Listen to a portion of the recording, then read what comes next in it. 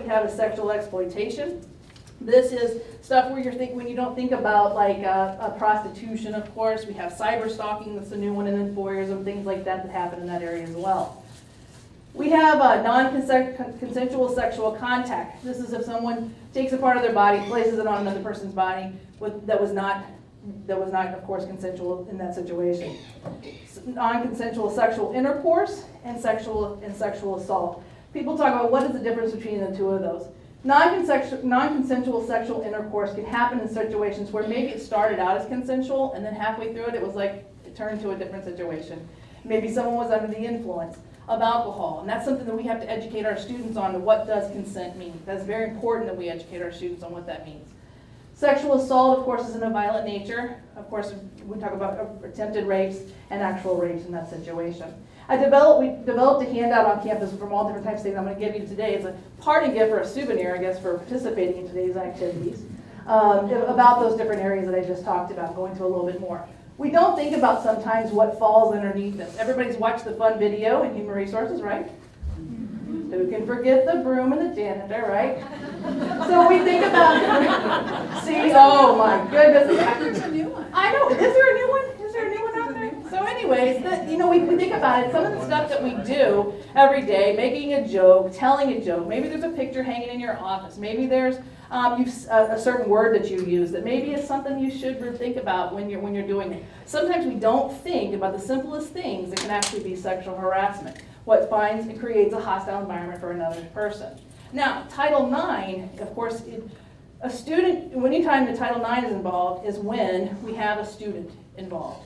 Title IX involves when a faculty member and a student, a staff member and a student, or a student and a student. The word student has to be involved. If it is a faculty and faculty, student, staff and faculty, and there's no student involved, that is not a Title IX case, okay? So that's the difference. The word student always has to be involved in these situations. All right, so one of the key things is people say, well, I don't know if I'm really supposed to, I'm not trained to be a Title IX investigator. I don't have to worry about this. It's not my obligation to do this, which is actually not true. The Office of Civil Rights has said all responsible employees must have the obligation to report. They must report what they hear or what they see. Well, how do I know if I'm a responsible employee? Well, if you are anyone at Jefferson College getting paid for what you do, you're a responsible employee. If you are here as a volunteer, you're a responsible employee.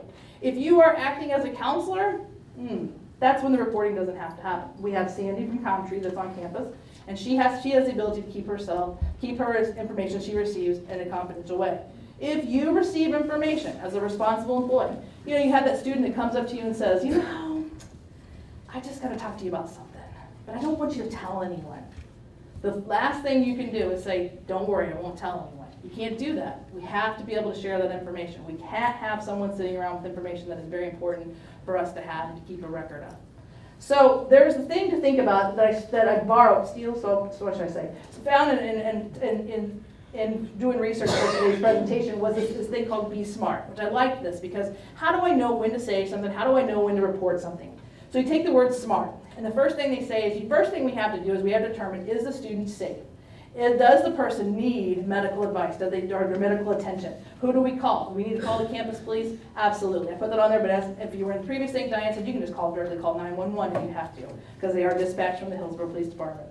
So smart, medical attention kind of goes along right there with it. Do they need a hospital? Do we need an ambulance involved in the situation? Ask.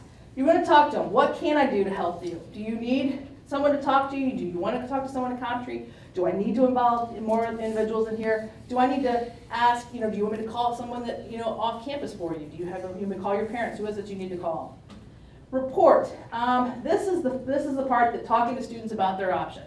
You have to let them know you are a responsible employee of the college and that you have to share that information. What you told me today is something that I'm going to have to report to a Title IX investigator. It is a situation you need to be aware of. And the last one is that we do have the ability for talk. We have counseling options out there for our students. We have Comtree on campus, at both campuses, or Jefferson, Arnold, and in Hillsborough. All right, so the next part is, of course, one thing I put on there is that you are obligated to report all complaints of sexual misconduct if you are a responsible employee. So that's everyone in this room. And also, reminder, the word student has to be involved. If this is a student-student issue, it's a contact student or student faculty, student staff. If the word student's involved, it's violating Title IX investigator and a Title IX coordinator. If it involves a faculty staff or the word student in there, student is me, that's always, or Title IX investigator, but you can also call the director of human resources. How did you like that plug, Tasha? Where's she at? All right, cool. All right, there you go. So you can also contact her as well, because that point moves to a Title VII. All right, it has to do with faculty and staff. Who are our Title IX investigators that are on campus? We have several of them. Betty Dye, Julie Frazier. We also have Tammy Gillum, Kathy Johnson, and Diane Scango. So any of those individuals, like I said, that is also on the back of your parting gift that I'm going to give you. I know you're excited about it. So, all right, now I'm going to ask Julie to come up. She's got some parts here to talk about. What questions do people have so far? Go ahead, Michael. What if it's not the affected individual, but rather somebody says secondhand or third hand, I've heard that so-and-so had something happen? I think that's a good question. The question was, what if you're hearing it third hand and you're saying somebody said such and such said? I think that's something that you still would want to bring to a Title IX investigator's attention. That's something that give them a call and say, hey, this is what I've heard. Someone told me this is going on. I've heard that such and such is doing something in a certain classroom or in an office or something, and I just need you to take a look at it. And then let us make that decision if we need an investigation at that point. Pat? What protections are there against people who report and it turns out the case is a false situation? Protections. Well, I mean, I think we have a fair and impartial process in which the individuals involved can go through to determine whether it's more likely than not that an incident occurred and we hold someone responsible for. So we have a student conduct operation in which we handle those cases to determine what the outcomes will be.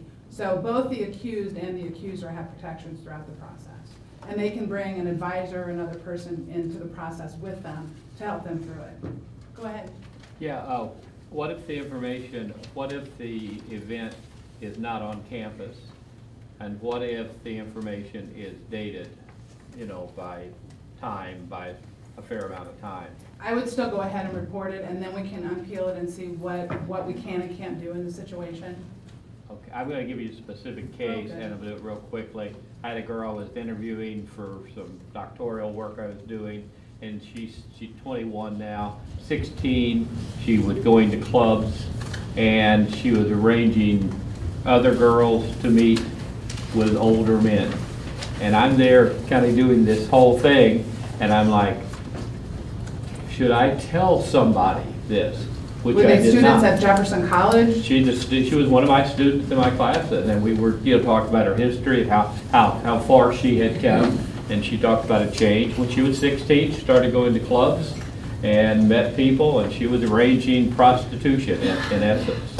I mean, we could sit down and further discuss that situation, but it sounds like that completely took place way off It campus. did, during and that was period my of time. question, because I didn't take that information anywhere. But on the other hand, it's not the type of thing you want to know what's going on. It's one of those things, if it were more current and we heard about Yeah. that, then we want to pull that student in and talk about resources and things of that So it nature. could've So been it's like probably a violation didn't during occur on that campus. semester, yeah. Absolutely, absolutely. What other questions do people have about some of these Title IX issues? One of the things you'll note is at Jefferson College, what I would say we have more of are really low-level Title IX issues, which have to do with hostile environment. And so it may be a situation where a student says an inappropriate thing to a female in a classroom. For example, I worked with a student in the spring semester who had made some sexually disparaging comments to a classmate. And actually the female involved was also creating some difficulty in the classroom, but I ended up interviewing both of those and then heard about some pretty sexually provocative comments being made in class. And so we met and really just corrected that situation. Holly and I worked with that individual and corrected it. We have situations where there are two students who were formerly in a relationship of some sort, and then there's some hardship and some uncomfortable feelings, and one of the two makes some unforeseen cuss kinds of combinations. We had a young man who liked to use the B word in the midst of a cough as he walked by his former girlfriend. I don't know if you've seen Animal House, but I think that's where it started. So we pulled him in and talked to him, and at first he denied, and then he said, well, I might have a slight case of Tourette's. I'm like, so let's entertain the denied. So a lot of the Title IX issues that we deal with are very low level on the continuum, and I would say, and certainly weigh in on this, Holly, because Holly gets involved in every one of those. I would say in 99% of those cases, we speak with the individual, we discuss with that individual how their behavior is problematic. And actually I had one student who said, you guys are just making a whole big deal about this. I don't understand why this is a big deal. And I finally just said, we're risking 20 million of financial aid if I don't make this a deal. I can't have you in the classroom making sexually inappropriate comments to your classmates. And honestly, if you had a job in the field, that would be something that you would go home for the day and never come back.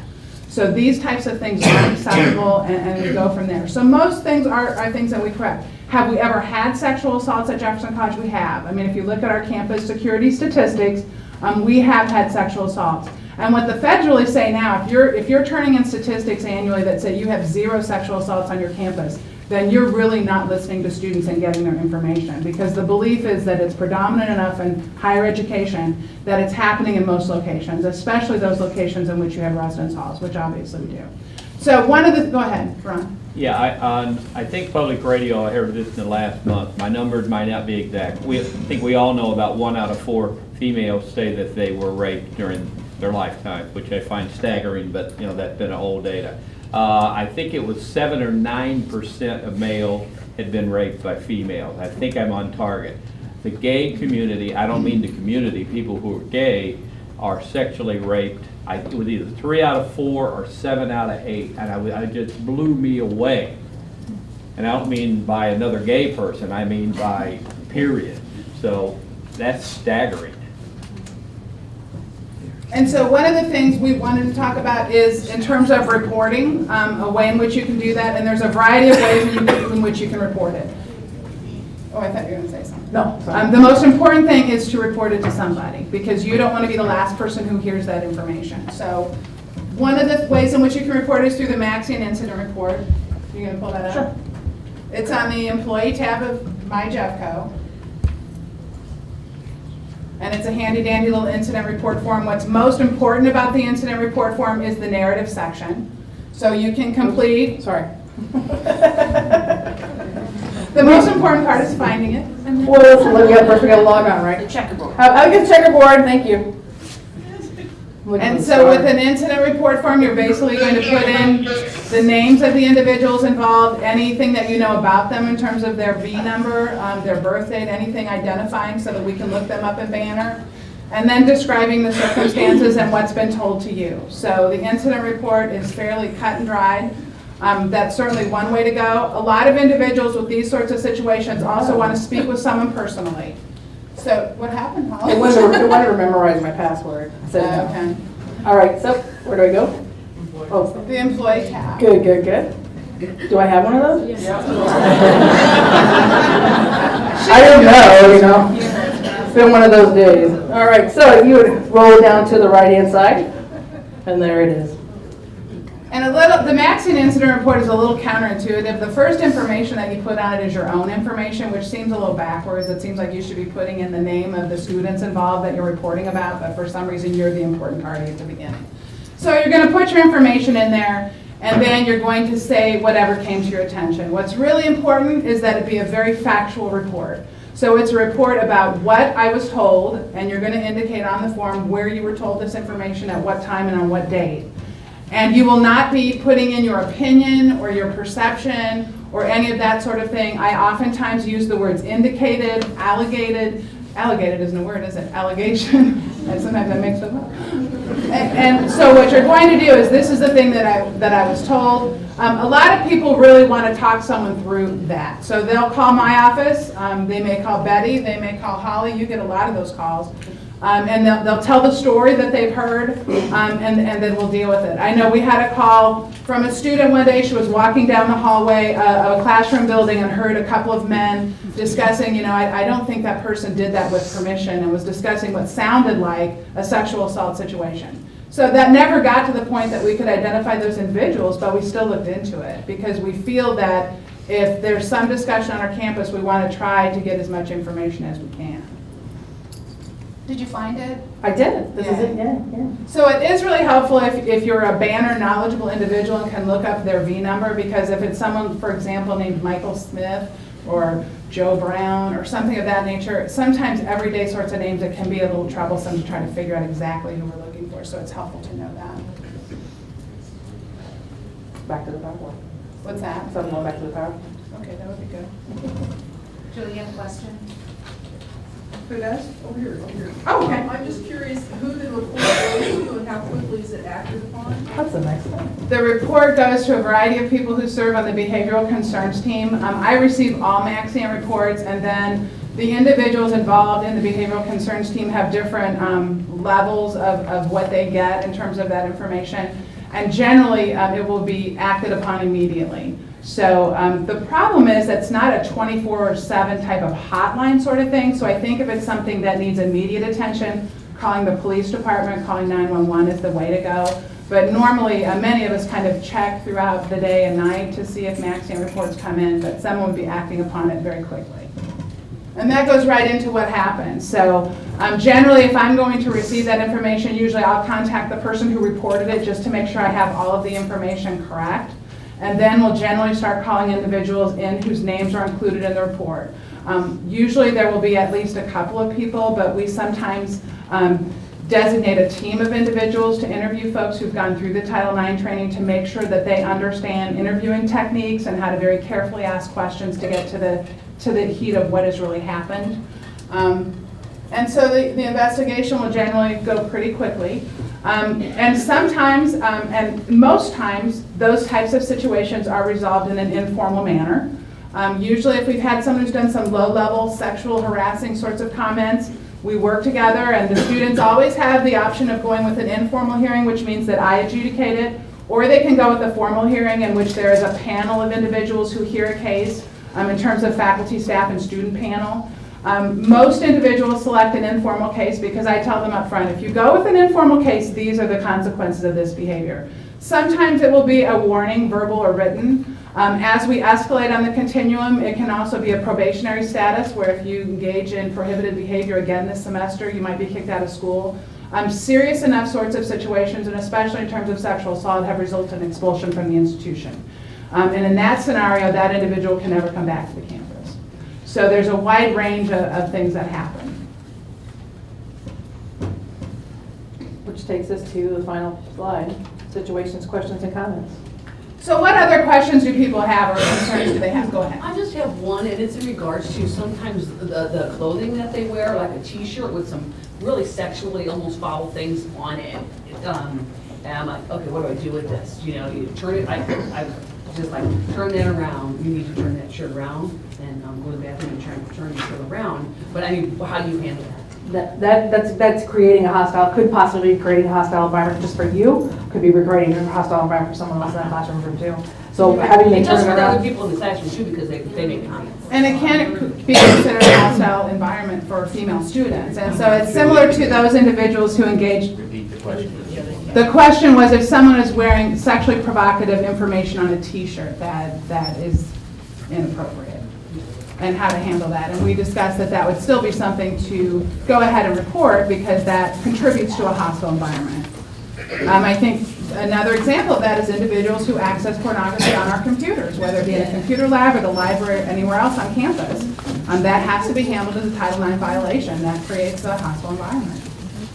Go ahead, Ron. Yeah, I have an assumption here, but that could be totally wrong. The ATS, The what? Area Technical School. Oh, okay. We get high school kids. And then we have college professors that have high school students. Do we go through this practice, or do we go through our, keep it at the ATS through our administrator? I would think you would be working with your administrators in the ATS and also with your school districts. Yeah. Those types of conduct problems generally do not come to my office. But we would certainly want to be involved in a consulting capacity just to make sure that we're following all the guidelines and make sure that we're resolving the situation. At the end of it all, we want to make sure that the individual who is potentially a victim in that situation feels comfortable, feels safe, feels okay with the outcomes, and we generally work with that person throughout the process.